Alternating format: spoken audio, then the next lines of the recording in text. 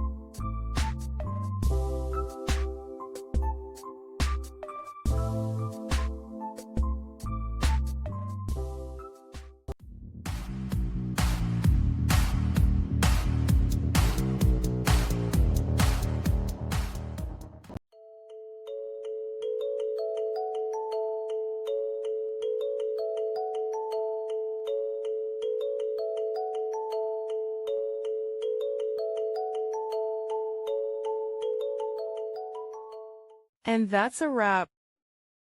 I hope you found the answer you were looking for. If you did, take a second to hit that subscribe button. It really helps out. And let me know in the comments which solution worked best for you. See you next time in the debug zone.